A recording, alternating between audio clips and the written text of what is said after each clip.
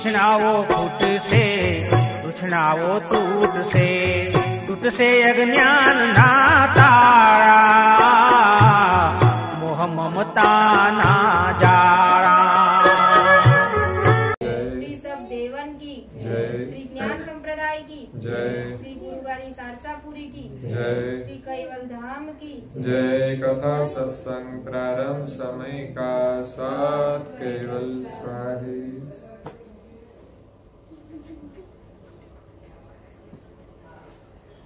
केवल हंसो साथ केवल साहे, सब केवल साहे, सब केवल साहे।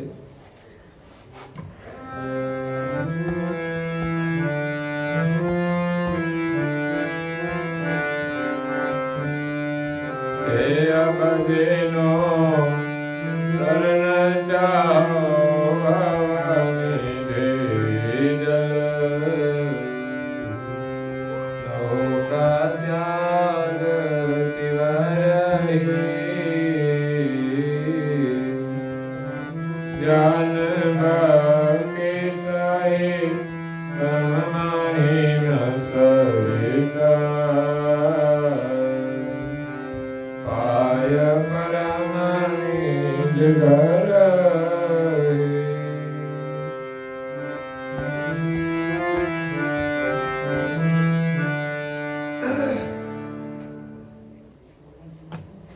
प्रेम भक्तजनों, ज्ञान संप्रदायना अध्यस्थापक अनंत ब्रह्मांडाधीश विश्व नियंता सकर्ता सर्जनहारना परम विशेषण सकर्ता सिद्धांत नु प्रतिपादन करनार अनंत अंशोना तारणहार परम मोक्षना दाता कैवल धर्म धुरंधर महान समर्थ परम श्रेष्ठ परम विभूतिवान परम दयालु परम कृपा निधि सर्वज्ञ दिव्य परम गुरु श्रीमद करुणा सागर महाराज विश्व भरना मनुष्य तनुधारी चैतन्य जीवात्माओं ने संबोधीने यथार्थ ज्ञान नो उपदेश आपता स्वरचित अद्वैताद्वैत नरवे चिंतामणि ग्रंथना 13मा अंगने विषय निज कैवल धामनी ओळखाण करावता कहे छे के अब जेनु तरन चाहो भवनिधि जल नौका त्याग तिबरही ज्ञान भक्ति सहितम महिम सरित पाए परम निज घर ही। जे कोई अंश ने भव सागर पार करीने પોતાના નિજ ઘરમાં જવું છે એમને સંસાર સાગર તરવા માટે ત્યાગરૂપી નૌકામાં બેસવું પડશે। સંસારનો મોહ છૂટશે ત્યારે આપણી વૃત્તિ નિજ ઘરમાં જશે। અહીંયા આપણે રહીએ છીએ આપણું ઘર નથી, શરીર એ આપણું ઘર નથી, પરંતુ આ અંશનું નિજ ઘર એ ક્યાં આવેલું છે એમની ઓળખાણ દિવ્ય પરમ ગુરુજી કરાવે છે। આપણે જેના અંશ છીએ એ સર્જનહાર જ્યાં નિવાસ કરે છે એ આપણા બધા અંશોનું નિજ ઘર છે। 84 લાખ પ્રકારના તમામ શરીરોની અંદર નિવાસ કરતા અંશો, દેવી ધામોની અંદર નિવાસ કરતા દેવો, આ બધા એક જ સર્જનહારના અંશ છે.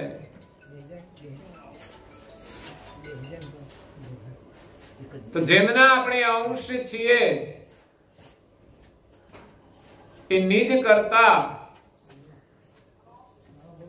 પોતાના નિજ ધામમાં નિવાસ કરે છે અને એ જ આપણું ઘર છે. એ નિજ ધામ આ જગતથી ન્યારું રહેલું છે. જગતમાંથી આપણી વૃત્તિ જ્યારે બહાર નીકળશે અને નિજ કર્તા સુધી પહોંચશે ત્યારે આપણને નિજ કૈવલ ધામની યા તો આપણા નિજ ઘરની પ્રાપ્તિ થશે. નિજ ઘર સિવાય સંસારમાં ક્યાંય સુખ મળશે નહીં. ભલે ગમે તેટલા ભોગ વૈભવ સાધન મળી જાય પણ એ થોડા સમય પૂરતા છે.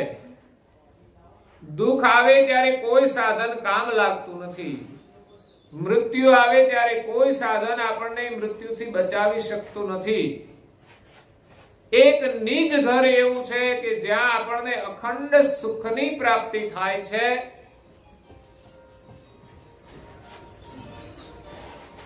ત્યાં મૃત્યુનો ભય નથી. ત્યાં શરીર ધારણ કરવું પડતું નથી. ત્યાં કોઈ પ્રકારની વાસના પણ નથી. માત્ર માત્ર માત્ર પ્રેમ અને આનંદ જ છે. તો નિજ કૈવલ ધામની ઓળખ કરાવવા માટે દિવ્ય પરમ ગુરુ આવ્યા છે અને એની પ્રાપ્તિ કરવા માટે આપણે ત્યાગ રૂપી નૌકામાં બેસવાનું છે. શરીર છોડી અને જવાનું થાય ત્યારે એક સાથે બધું જ છોડી દેવું પડે છે. તો શરીર છોડીને જતા પહેલા ધીમે ધીમે આ બધું જ છોડવાનો એક અભ્યાસ કરીએ. જે જરૂરી હોય એની સાથે જરૂરિયાત પૂરતો જ સંબંધ, એથી વધારે પણ નહીં. કોઈ વસ્તુ પ્રત્યે નહીં, કોઈ વ્યક્તિ પ્રત્યે પણ નહીં. કુટુંબ પરિવાર તો આપણું છે, છતાં એને છોડીને જવાનું છે એ તો નક્કી જ છે. તો એમના પ્રત્યેની મમતા છોડીને જવાનું છે અને આપણી સુરતા પ્રભુના શરણમાં, પ્રભુના સ્મરણમાં જોડવાની છે. નહીં તો આ જીવની અધોગતિ થાય છે.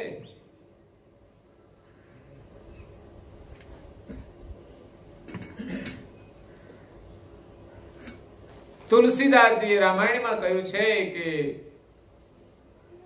तुलसी ममता राम से समता सब संसार, राग न द्वेष न दोष न दुख, दास भये भव पार. જે પ્રભુની સાથે મમતા રાખે છે એને આ સંસાર બધો સમ બની જાય છે. કોઈના પ્રત્યે અત્યંત રાગ નહીં, કોઈ આસક્તિ નહીં. નહીં તો પરિવારની આસક્તિ પણ આપણને બંધનમાં નાખનારી છે.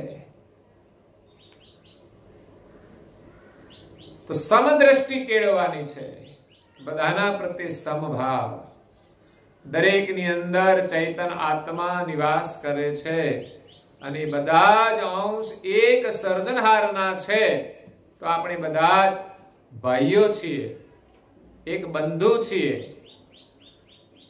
એ ભાવનાથી આપણે દરેકની સાથે પ્રેમ રાખવાનો છે અને ત્યારે જ આ સંસારમાંથી આપણને મુક્તિ મળે છે અને ભગવાનનું સ્મરણ થાય છે. જ્યારે સુરતા અંત સમયે જ્યાં રહે ત્યાં આપણે જવું પડે છે.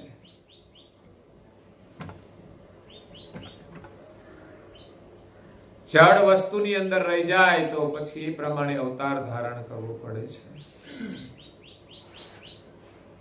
જતી વખતે આપણી સુરતા ક્યાં રહે છે? આશા ત્યાં વાસા. જ્યાં આપણી આશા હશે ત્યાં આપણો વાસ હશે, અને સુરતા ત્યાં મુકામ. જ્યાં આપણી સુરતા હશે ત્યાં આપણે જવું પડશે. એક મહાત્મા હતા, એમના ઘણા બધા ભક્તો હતા. રોજ સત્સંગ સાંભળવા માટે આવે. મહાત્મા ઘણો ઊંચો અને સારો સત્સંગ કરતા હતા. આત્મા પરમાત્માની વાત કરતા હતા. એમાં કોઈ કોઈ ભક્તો જ્ઞાની હોય છે, બાકી ભક્તો શ્રદ્ધાળુ વધારે હોય, પણ જ્ઞાની કોઈ કોઈ હોય છે. એટલે મહાત્માના સત્સંગને સમજનારા કોઈ કોઈ ભક્ત હતા. મહાત્માએ કહ્યું કે જ્યારે હું આ શરીર છોડીને જઈશ ત્યારે અહીંયા પુષ્પ વૃષ્ટિ થશે.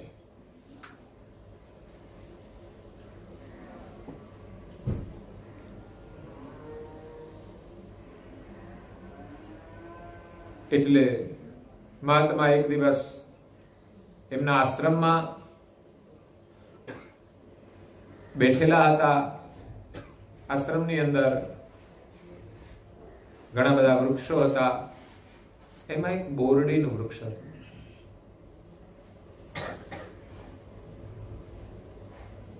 મહાત્માને શરીર છોડવાનો સમય હતો, અને એની સામે જે બોરડીનું વૃક્ષ હતું એમાં એક સુંદર મજાનું બોરનું ફળ પાકેલું હતું. એમાં મહાત્માની નજર હતી. શરીર છોડીને ગયા, એનું મન રહી ગયું પેલા બોરમાં. કેટલું સુંદર મજાનું ફળ છે. કોઈ પણ વસ્તુ આપણી નજર સામે આવે ને બહુ સુંદર હોય તો સામે આવે ત્યારે તો આપણો ભાવ જાગે. કોઈ વસ્તુ સામે નથી ત્યાં સુધી એમાં આપણું મન નથી, પણ જ્યારે સામે આવે ત્યારે આપણી દ્રષ્ટિ એમાં જોડાય છે, આપણું મન એમાં જોડાય છે. પછી ખાવાની વસ્તુ હોય તો ખાવાની ઈચ્છા થાય, જોવાની વસ્તુ હોય તો જોવાની ઈચ્છા થાય. તો મહાત્મા શરીર છોડીને ચાલ્યા ગયા. ઘણા બધા ભક્તો હતા. ત્યારે પુષ્પવૃષ્ટિ ના થઈ. મહાત્માએ કહેલું કે હું જાઉં અને પુષ્પવૃષ્ટિ થાય તો સમજો મારો ઉદ્ધાર થઈ ગયો. પુષ્પવૃષ્ટિ ના થઈ એટલે ભક્તોને સંશય થયો કે મહાત્મા ગયા ક્યાં?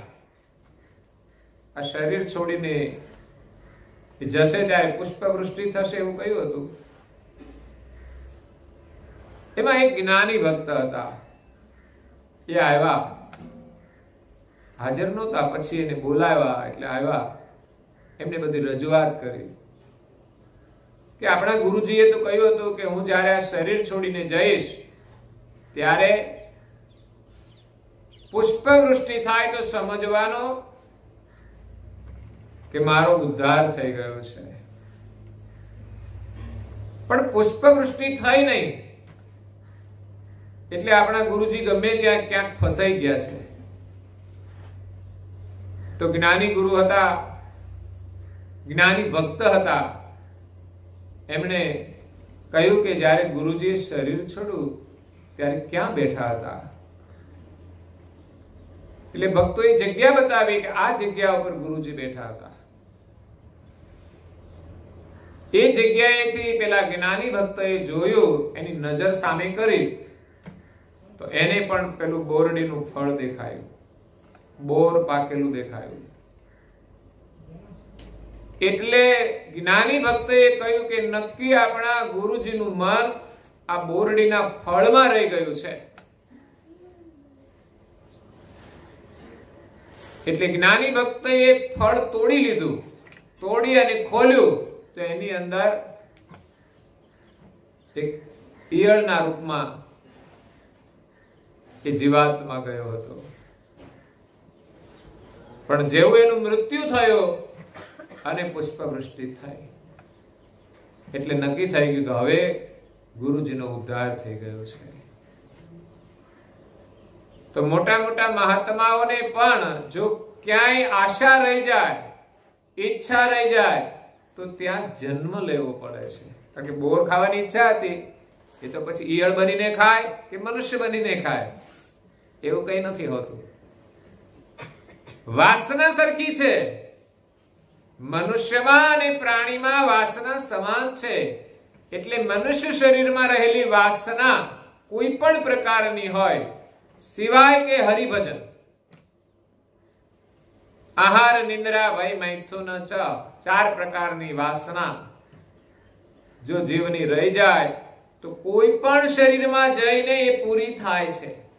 અને વાસનાને ભોગવવા માટે આપણે બીજા શરીરો ધારણ કરવા પડે છે.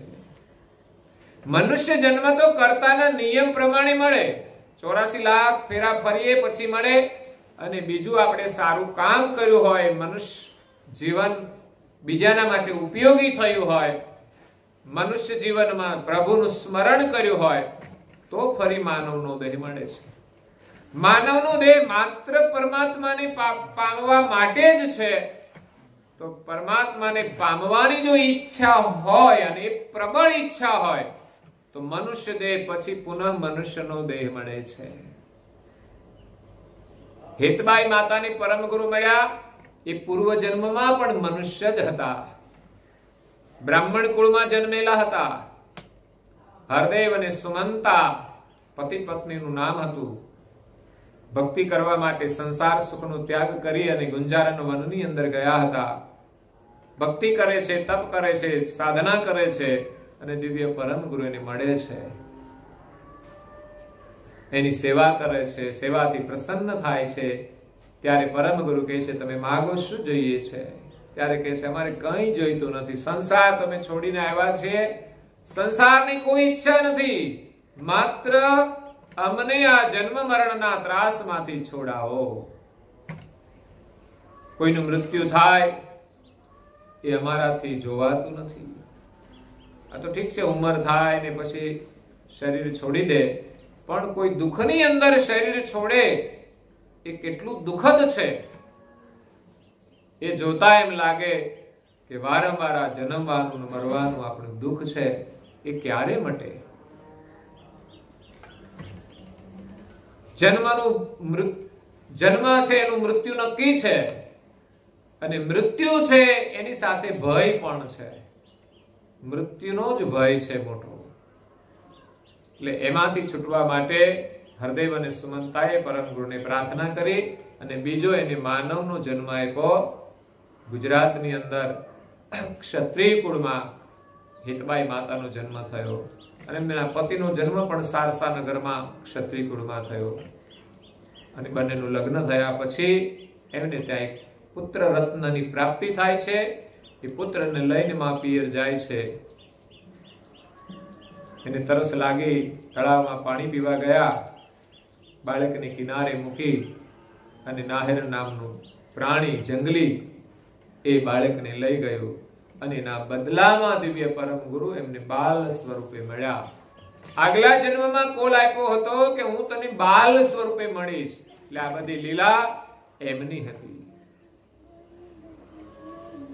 એટલે જે કોઈ મનુષ્ય જીવનમાં હરિનું સ્મરણ કરે છે એને પુનઃ પુનઃ મનુષ્યનો દેહ મળે છે અને એની ભક્તિ પરિપૂર્ણ થઈ જાય તો એને પોતાનું નિજ ઘર મળે છે. નિજ ઘર સિવાય ક્યાંય સુખ નથી. એમ કહેવત છે કે ધરતીનો છેડો ઘર. આખી પૃથ્વી આપણે ફરીએ પણ એનો છેડો ના આવે. આપણા ઘરે આવીએ ત્યારે એનો છેડો આવે. આપણું ઘર ભલે નાનું હોય, સાદું હોય, ગરીબ હોય તો પણ આપણે બહાર ફરવા જઈએ, કોઈ વ્યક્તિના ઘરે જઈએ, કોઈ સંબંધીના ઘરે જઈએ, ત્યાં બહુ સુખ સુવિધા હોય તો પણ આપણને ત્યાં વધુ સમય ગમતું નથી. મહેમાન તરીકે ગયા હોઈએ તો 1 દિવસ રોકાઈએ, 2 દિવસ, પણ પછી આપણને આપણું ઘર યાદ આવે છે. અને ઘરે આવીએ છીએ ત્યારે આપણને શાંતિ મળે છે. સાંસારિક જીવનમાં એક આવો નાનકડો અનુભવ થાય છે.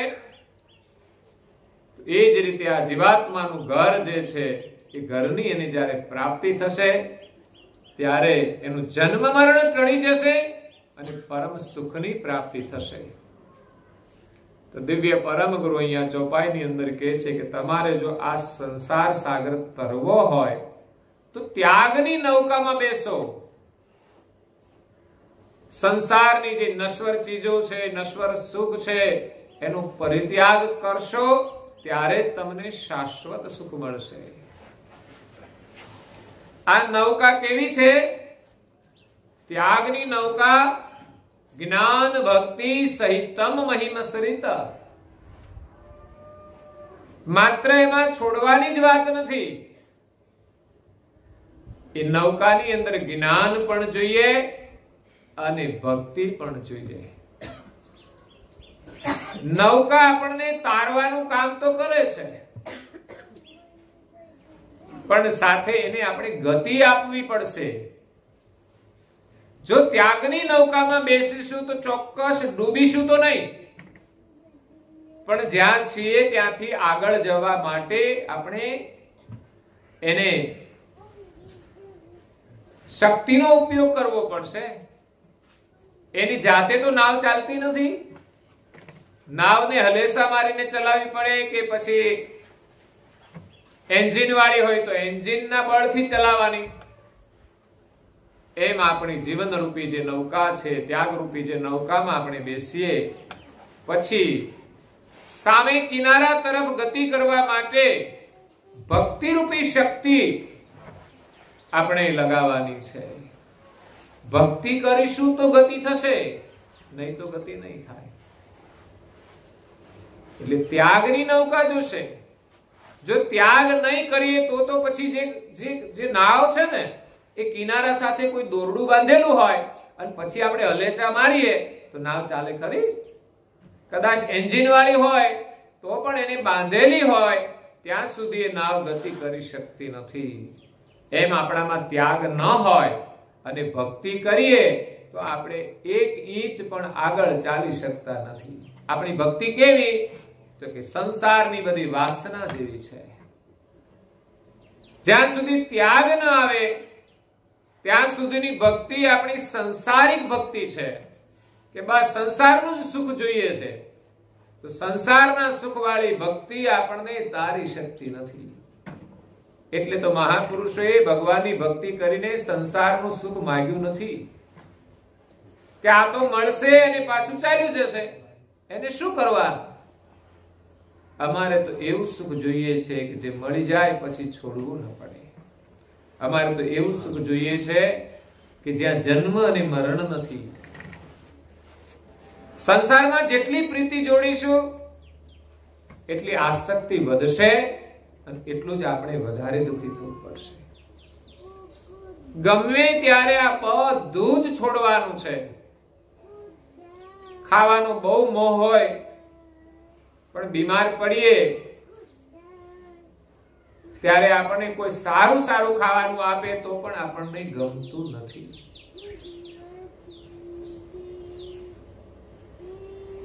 એવી જ રીતે દરેક વસ્તુ ભલે આપણને ગમે તેટલી ગમતી હશે પણ એવો એક સમય આવશે, પરિસ્થિતિ આવશે જ્યારે આમાંની કોઈ વસ્તુ આપણને ગમશે નહીં. એટલે સમજીને બધાનો ત્યાગ કરવાનો છે, મોહનો ત્યાગ કરવાનો છે. વસ્તુ આપણા ઘરમાં આવી અને વસ્તુને લઈને આપણા ઘરમાં ઝઘડો થાય તો વસ્તુ કામની શું? ઘણીવાર બને એવું. એક વસ્તુ હોય તો 2 ભાઈ લડે, કાં તો દેરાણી જેઠાણી લડે, આ મારું આ મારું. અને ઘરમાં પતિ પત્ની છોકરા રહેતા હોય તો એક વસ્તુ માટે પતિ પત્ની પણ લડતા હોય છે. ઘણી વખત એકબીજામાં વિશ્વાસ નથી હોતો તો કે આ મિલકત મારે નામે કરાવી દો તો હું રહું. એવી સમસ્યાઓ ઊભી થતી હોય છે. ભરોસા નથી. પણ ભાઈ કોઈનું થવાનું નથી, કાયમ અહીંયા રહેવાનું નથી. એના પ્રત્યેની વધારે પડતી આસક્તિ માણસને દુઃખી કરે છે. ભલે આપણા નામે હોય પણ એમાં આપણો મોહ ના હોવો જોઈએ, એમાં સ્વાર્થ વૃત્તિ ના હોવી જોઈએ, આપણું મન એમાં ના રહેવું જોઈએ. બસ જ્યાં સુધી રહીશું ત્યાં સુધી રહીશું. ભગવાનની ઈચ્છા એ જ્યાં રાખે ને ત્યાં જ રહેવાનું છે, એમ જ રહેવાનું છે. આપણી ઈચ્છા પ્રમાણે રહેવા જઈશું તો ક્યારેય સુખી નહીં થઈએ, કારણ કે આપણી ઈચ્છા પ્રમાણે બધું થતું જ નથી. આપણી ઈચ્છા યોગ્ય નથી હોતી. હા, કોઈ માણસ યોગ્ય ઈચ્છાઓ કરે, દ્રઢ સંકલ્પ કરે તો ચોક્કસ પરિણામ આવે છે. પણ આપણી ઈચ્છાઓ તો બધી શેખ છલ્લી જેવી હોય. શેખ છલ્લીની વાર્તા તો આપણે સાંભળી હોય. ભિખારી હોય અને લોટ માંગીને ખાતો હોય. લોટનું માટલું લટકાવી દે ખીલીએ હાજે આવીને, જે વધે તે સુવે એટલે સ્વપ્નની અંદર ચાલ્યો જાય. આહા, આવું લોટ માગી ભેગો કરી કરીને પછી એને વેચી દઈશ, એમાંથી પૈસા આવશે, હું એક બકરી ખરીદીશ ને પછી દૂધ મળશે ને એમાંથી પણ વેચીને પછી હું ધીમે ધીમે ગાય લઈશ ને ગાયમાંથી ભેંસ લઈશ ને, અને ભેંસ લઈશ એટલે પછી એક દોવાવાળી આવશે, પાછું બીજા સ્વપ્ને ચડી જાય. દોવાવાળી આવશે પછી અમે બે આરામથી રહીશું, પછી છોકરા થશે, છોકરા કહેશે ઘરમાં રડશે ને હું તરત હુકમ કરીશ, એ આ છોકરાને લઈ લે. ઘરવાળી નહીં આવે તો હું પછી એક લાત મારીશ ને તો પેલો ગળો હોય ને એ ફૂટી જાય, તો ઘરે ખાવાનું હોય એ કશું ના રહે. જે પરિસ્થિતિ વર્તમાનમાં છે એમાં આપણે જીવવાનું છે, બહુ સ્વપ્નમાં નહીં.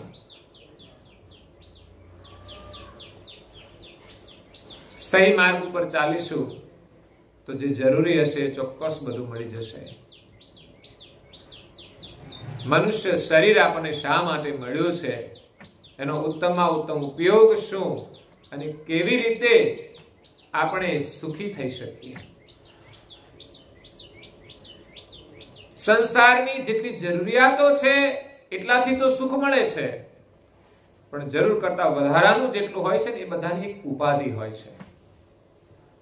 એકલા હતા ત્યારે કેટલી મજા હતી, બાળપણમાં કેટલી મજા હતી, માતાને આધીન હતા, પછી સ્વતંત્ર રીતે જીવતા થયા, આપણી ઈચ્છા પ્રમાણે જીવતા થયા, પછી બધી ઉપાધિઓ શરૂ થાય છે. ઈચ્છા એમ જ પૂરી થતી નથી ઉપાધિ વિના. એક જ ઈચ્છા એવી છે પરમેશ્વરને પામવાની, જેના માટે કોઈ ઉપાધિ નથી, કોઈ ઉપાધિ નથી. સહજ રીતે ભગવાનનું ભજન કરી શકો, તમે ચાહે ત્યારે કરી શકો. જ્યારે આપણી ઈચ્છા પ્રમાણે બધું ચાહે ત્યારે મળતું નથી.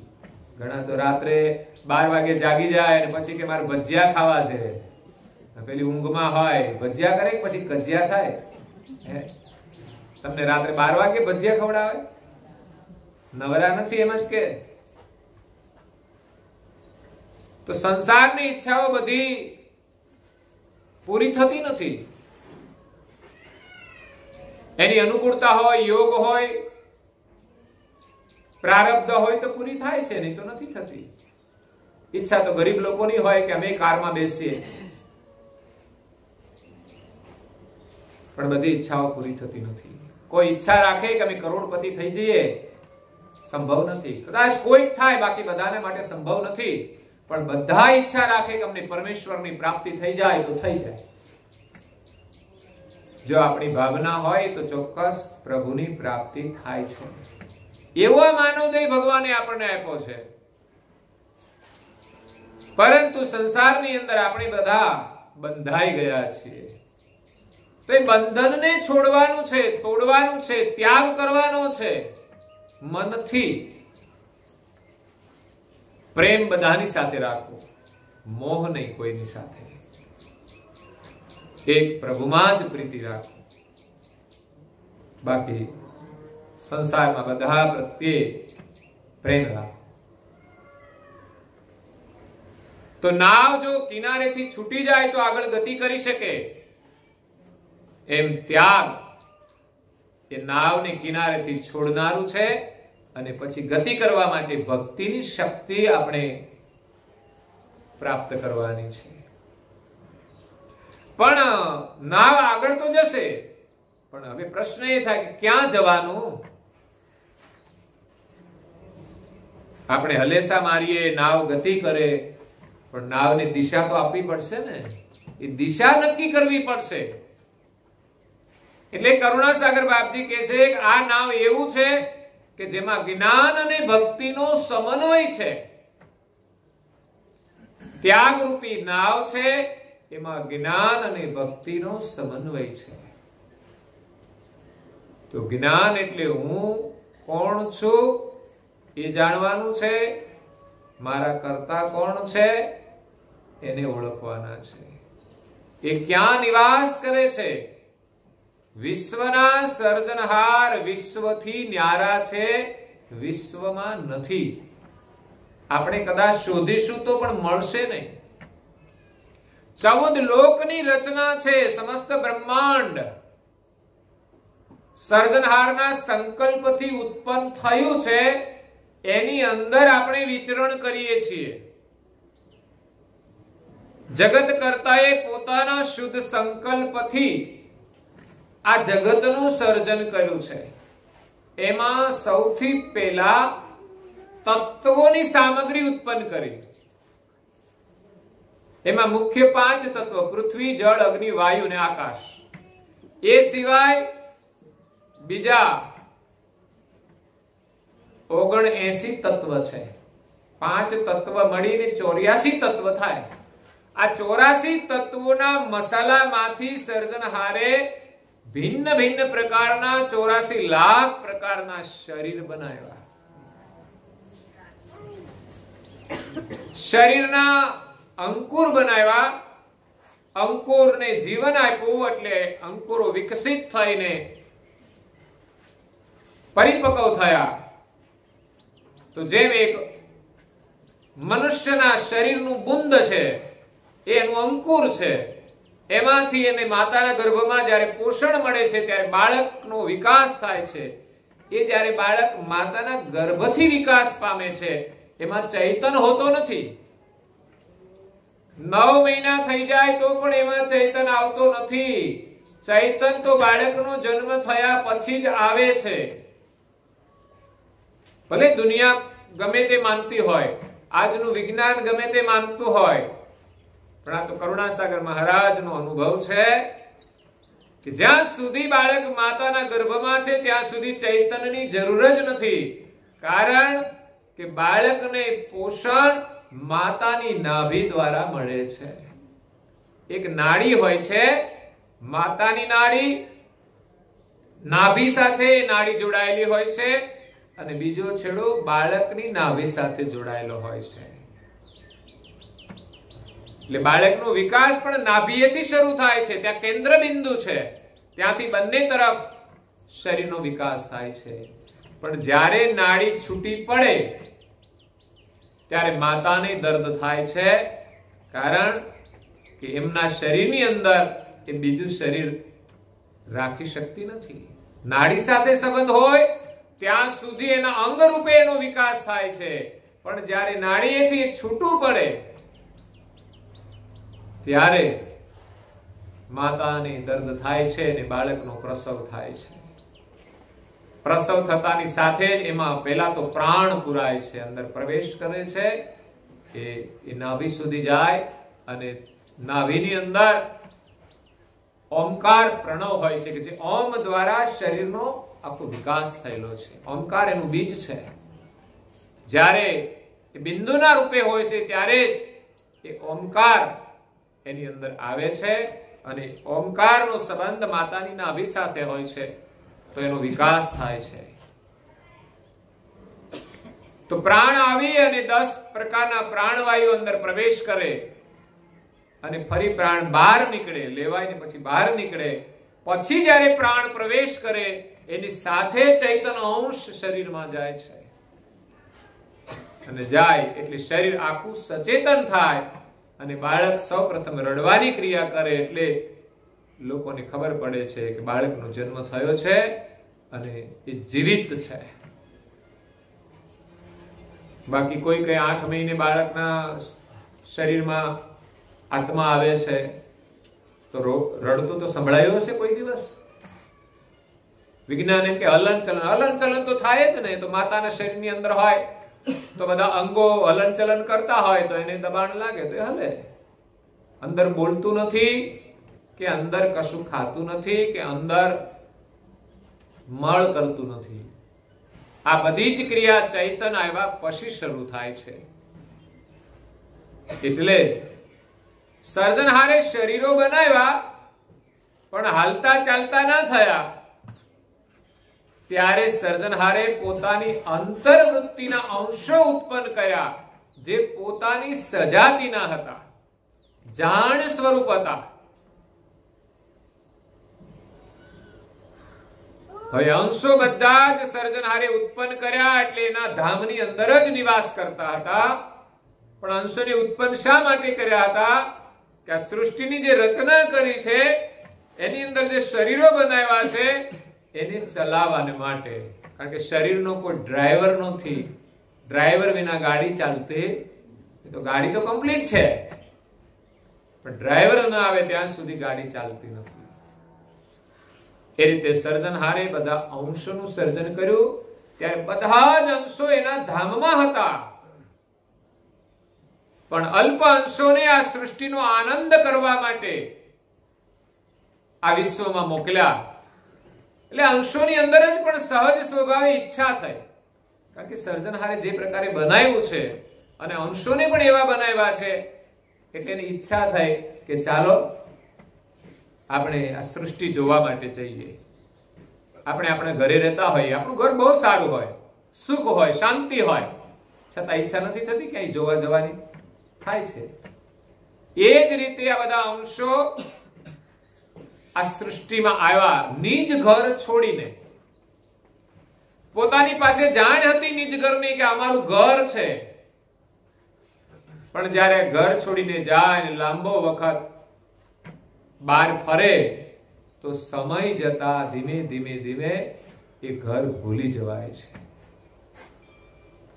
તો અંશો બધા કૈવલ ધામ છોડીને આ સૃષ્ટિમાં આવ્યા એટલે નિજ ઘરથી જે જાણ હતી કે અમે કૈવલ ધામના અંશ છીએ, કૈવલના અંશ છીએ, એ જાણ ભૂલી ગયા અને શરીરની અંદર પ્રવેશ કર્યો.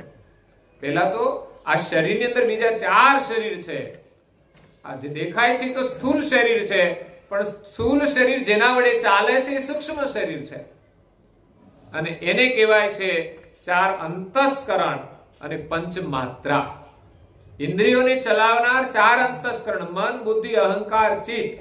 આ 4 વિના કોઈ ઇન્દ્રિય કામ ન કરે. મન સંકલ્પ કરે, બુદ્ધિ સાથે સાથે ઘાટ ઘડે, અહંકાર એનો તોલ કરે ને ચિત્ત ચિંતવન કરે. આ 4 ભેગા થાય ત્યારે કોઈ પણ ક્રિયા થાય છે. જેમ ઘરમાં પણ કોઈ વસ્તુ બની હોય તો 4નું મિશ્રણ હોય ત્યારે બને. જેમ તમે પ્રસાદ બનાવો તો એની અંદર 3-4 વસ્તુ ભેગી કરીએ ત્યારે પ્રસાદ બને છે. કોઈ શાકભાજી બનાવે તો એમાં પણ એકલી કોઈ શાકભાજી નથી હોતી, પણ એની અંદર મસાલા નાખવા પડે. એમ સ્થૂળ શરીર જે ચાલે છે 4 અંતસ્કરણથી ચાલે છે અને સાથે 5 માત્રા છે. આ તો ખાલી ઇન્દ્રિયો છે, પણ ઇન્દ્રિયોની અંદર જો માત્રા ના હોય તો ઇન્દ્રિયો કામ કરતી નથી. આંખની અંદર રૂપની માત્રા છે માટે રૂપનું નિરીક્ષણ કરે છે. કાનની અંદર શબ્દ માત્રા છે માટે શબ્દને સાંભળી શકે, નહીં તો ખાલી કોડિયા ના સાંભળે. આ કઈ દેખાવના કોડિયા નથી, અંદર માત્રાઓ મૂકેલી છે. નાસિકાની અંદર ગંધ માત્રા છે. જો ગંધ માત્રા ન હોય તો આપણે કોઈ પ્રકારની ગંધ ના આવે. જીભની અંદર રસ માત્રા છે માટે બધાના સ્વાદની પરીક્ષા કરે છે.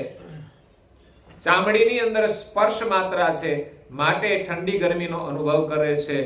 લીસું છે કે ખરબચડું છે એનો અનુભવ કરે છે. સખત છે કે નરમ છે એ ચામડી અનુભવ કરે છે. એટલે સૂક્ષ્મ દેહ છે 4 અંતસ્કરણ અને 5 માત્રા જેને વાસના લિંગ કહેવામાં આવે છે.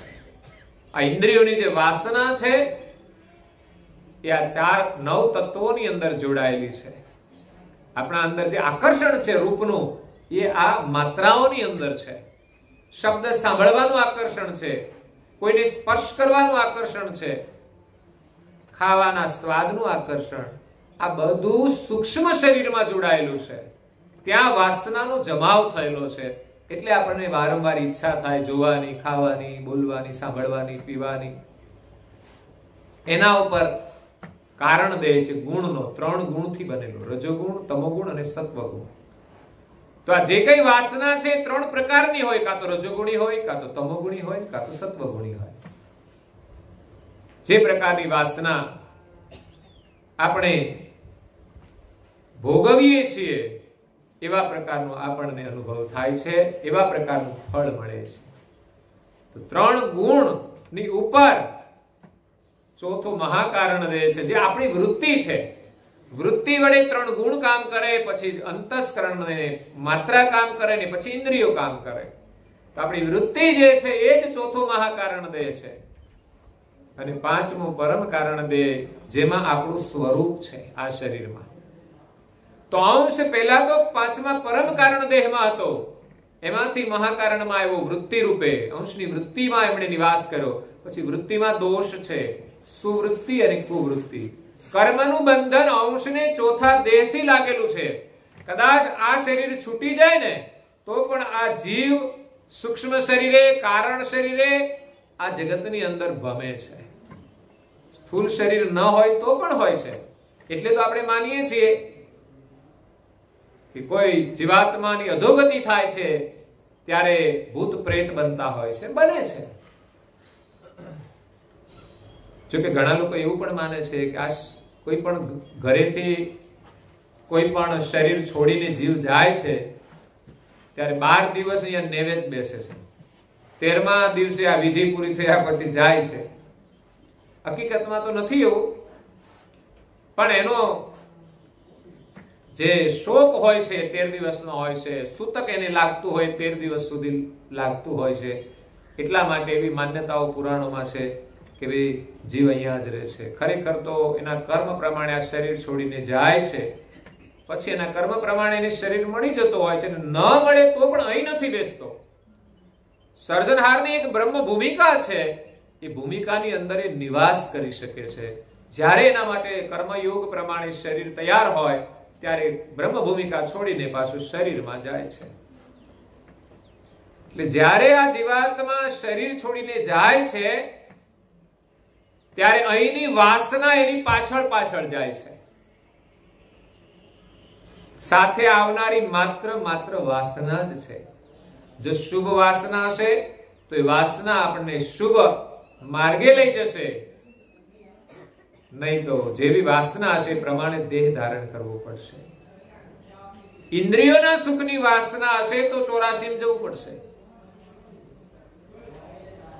શરીર છોડીને અંશ જાય ત્યારે શરીર અહીં જ રહી જાય છે, પણ શરીર દ્વારા ભેગી થયેલી વાસના એની વૃત્તિમાં જોડાયેલી હોય છે. એટલે વૃત્તિ બંધન રૂપ છે. વૃત્તિમાં કર્મનો દોષ છે. કર્મનું બંધન 4 દેહ સુધી લાગે, સ્થૂલ, સૂક્ષ્મ, કારણ અને મહાકારણ. તો વૃત્તિ રૂપી મહાકારણ દે છે કે આપણી વૃત્તિમાં જો કઈ કોઈના પ્રત્યે જેવો ભાવ હોય એ આપણા માટે કર્મનું બંધન છે. એટલે તો મહાપુરુષો કહે છે કે વિચાર કરવા માત્રથી બંધન લાગે છે, પાપ લાગે છે. માણસ કોઈનું ખોટું વિચારે તો પણ પાપ લાગે છે. કારણ કે વૃત્તિ મલિન હોય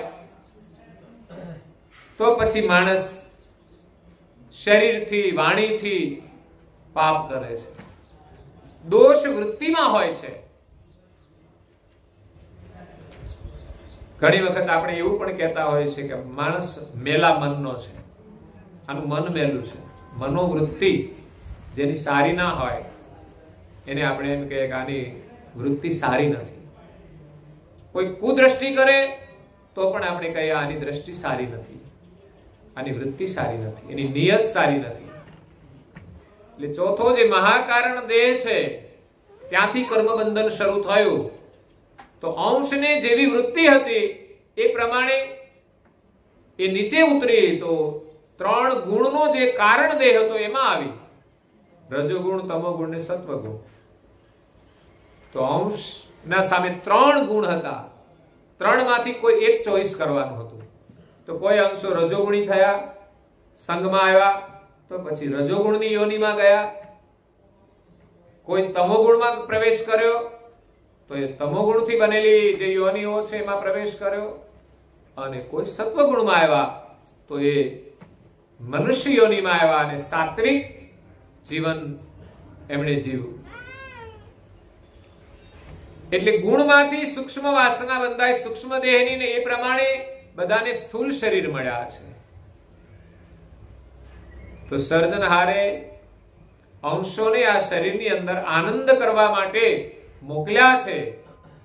જો યોગ્ય રીતે જીવન જીવે તો સંસારમાં આનંદ છે, પણ જીવાત્મા શરીર સુખના આકર્ષણમાં એ જે પ્રપંચ કરે છે એનું કર્મ બંધન એને થાય છે, અને કર્મ બંધન પ્રમાણે સુખ દુઃખ મળે છે. કહેવાનો મતલબ છે કે અંશો આ શરીરની અંદર આવ્યા ત્યારે પેલા ક્યાં હતા? તો કે નિજ ઘરમાં હતા. પણ આ શરીરમાં આવ્યા અને આ શરીરની વાસના બંધાય એટલે અંશ પોતાના સ્વરૂપને ભૂલી ગયા. અત્યારે આપણામાં વાસનાની સ્મૃતિ છે. જે ખાધું હોય એની સ્મૃતિ છે, કોઈ જોયું હોય એમની સ્મૃતિ છે, કોઈને સ્પર્શ કરીએ અને જે આનંદ મળે છે એની સ્મૃતિ છે, ગંધની સ્મૃતિ છે. જોતા જ ખબર પડી જાય કે ગુલાબની સ્મેલ કેવી હોય એટલે એનું આકર્ષણ રહેશે. રૂપ રંગ જે જોયા છે એની સ્મૃતિ છે.